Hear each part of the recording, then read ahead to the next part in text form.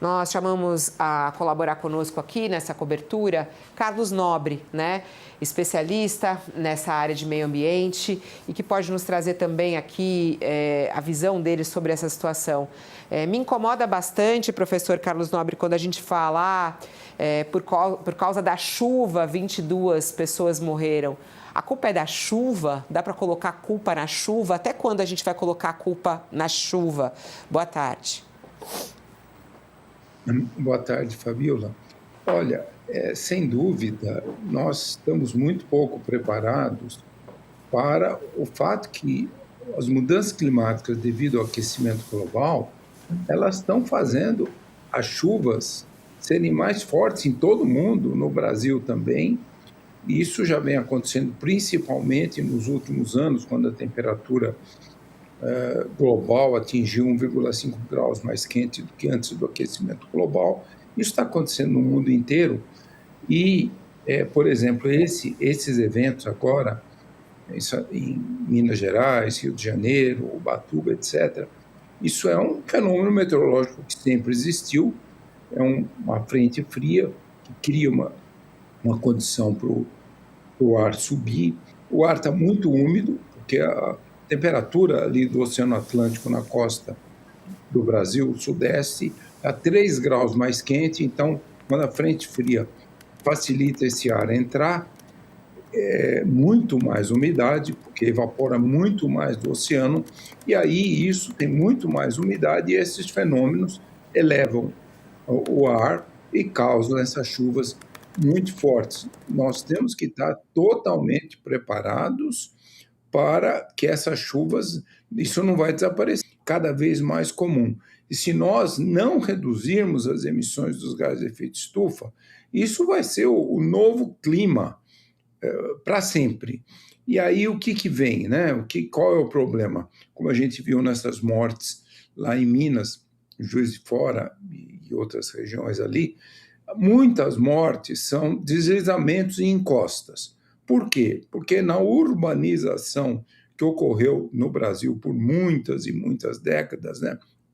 85% da população do Brasil é urbana, e muitas populações, quando elas foram nessa urbanização, elas acabaram criando esses bairros em encostas, normalmente muito pobres, muitas favelas, e é isso que acontece, quando você tirou aquela vegetação, Mata Atlântica, e substituiu por essas residências, esses bairros pobres, aí, quando chove muito, há o deslizamento e leva a casa. Isso também é um dos principais fatores de morte por chuvas excessivas aqui no Brasil. O CEMADEM fez cálculos que nós temos milhões e milhões e milhões de brasileiros e brasileiras que vivem nessas áreas de encostas e também na beira de rios, riachos, lagos, que se inundam também. Então, essas pessoas não deviam mais estar aí.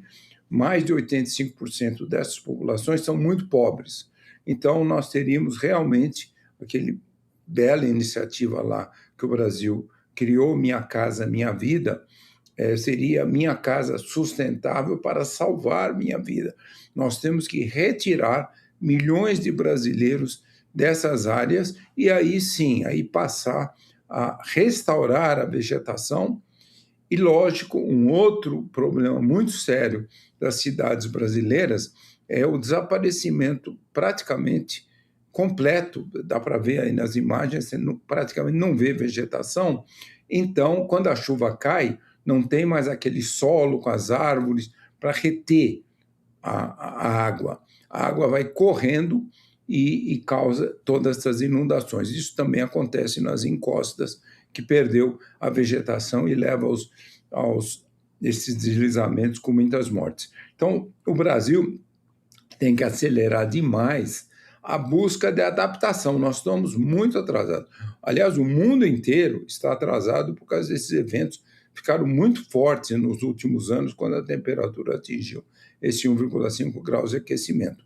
Mas nós temos milhões e milhões de brasileiros e brasileiras em áreas de muito risco e, lógico, é muito importante políticas públicas efetivas e também um mega financiamento para aumentar muito a capacidade de adaptação desses milhões de habitantes. O Josias... Antes da conversão do clima numa emergência, costumava-se apelidar essas tragédias, como essa agora que matou mais de 2 dezenas de pessoas em Minas Gerais, de desastres naturais, né? Agora fica cada vez mais a impressão de que são desastres estatais, né? Porque, como o senhor disse, estamos atrasados no planejamento para lidar com esse fenômeno, né? E o que eu queria lhe perguntar objetivamente é: há uma novidade que foi prometida na campanha de 2022, depois foi até elaborada durante o governo de transição, que era a autoridade climática. E nós chegamos agora, o presidente Lula está disputando o 4º mandato e essa autoridade climática, infelizmente, não saiu do papel, né? Foi feita uma proposta pela ministra Marina Silva, mas acabou numa gaveta lá da Casa Civil.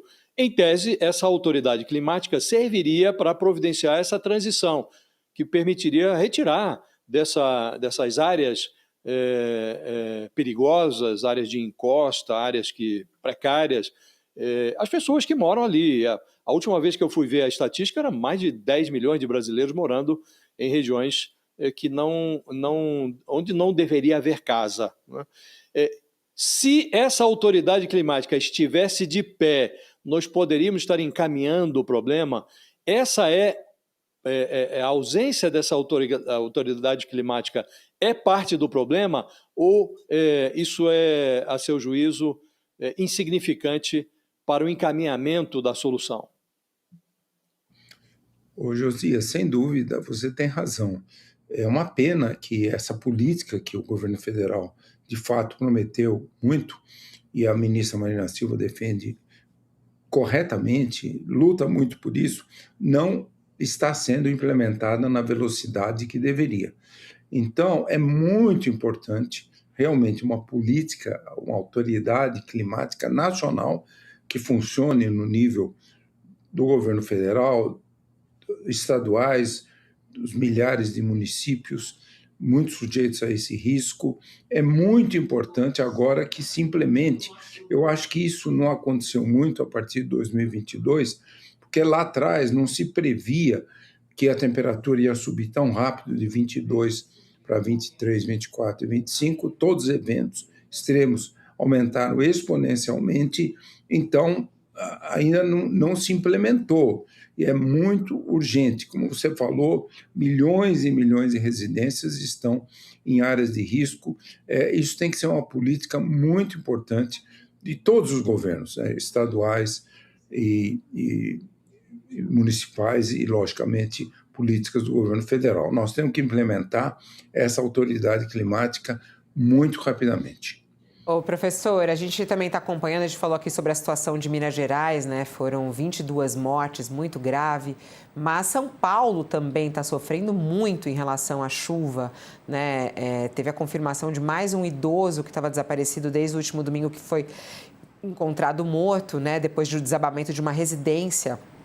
Isso aconteceu em Natividade da Serra e, com isso, o número de mortes subiu para 19, segundo o balanço da Defesa Civil do Estado de São Paulo. Isso desde o início da operação São Paulo Sempre Alerta, no dia 1º de dezembro de 2025, né, que reúne as ocorrências de deslizamentos de terra, quedas de muros, enxurradas, né, questões que vêm com o volume da chuva. E aí eu lhe pergunto, né, a gente está falando sobre a nossa falência, né, como cidades, como país como um todo, né, em poder se preparar para essas chuvas, em retirar essas pessoas de áreas de risco, em fazer os alertas na hora certa. Essas operações que estão sendo feitas, elas não estão dando certo? Como é que o senhor vê a resposta hoje dos governos, né, do Estado, o governo federal, os municípios, quando a coisa já está acontecendo? O senhor fala muito sobre as prevenções, né? E a gente combater as mudanças climáticas para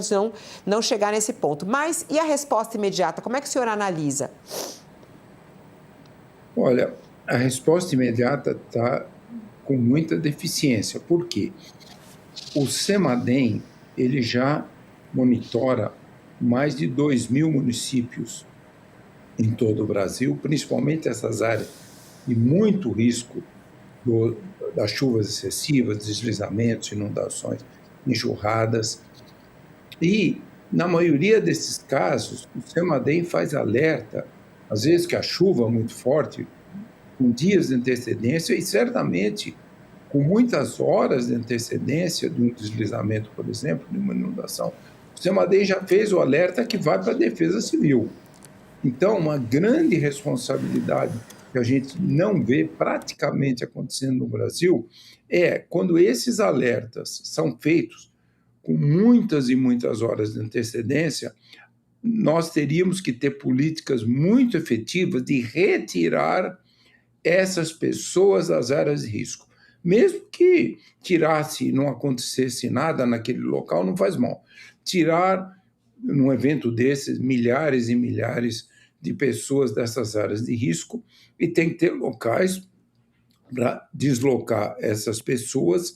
Por exemplo, nós temos alguns bons exemplos. Se a gente olhar os municípios brasileiros, um dos que mais avançaram nessa direção é ali a região serrana do Rio, Petrópolis, Teresópolis, Nova Friburgo.